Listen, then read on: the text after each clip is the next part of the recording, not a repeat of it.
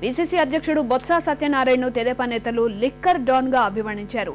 తనకు 30 దుకాణాలే ఉన్నాయన్న బొత్స బినామీల పేర్లతో రాష్ట్ర వ్యాప్తంగా వందల మద్యం షాపులు నడుపుతున్నారని ఆ పార్టీ ఎమ్మెల్యే ధూళిపాళ్ల నరేంద్ర ఆరోపించారు.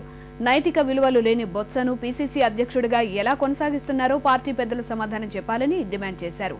సీఎం తన పదవి పోతుందనే భయంతోనే ఈ అవినీతి వ్యవహారాన్ని వెనకేసుకొస్తున్నారని ఆరోపించారు.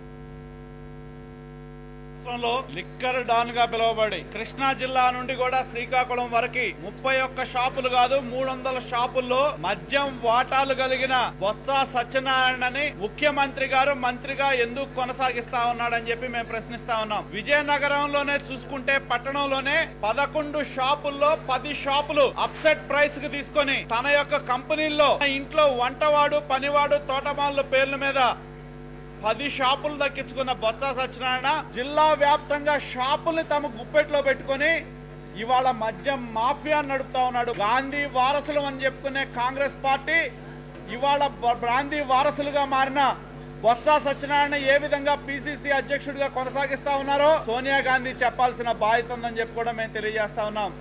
మంత్రి పదవి కోల్పోతాననే భయంతోనే తన ఎమ్మెల్యేలని మంత్రుల్ని కాపాడే ప్రయత్నం ముఖ్యమంత్రి చేస్తా ఉన్నాడు.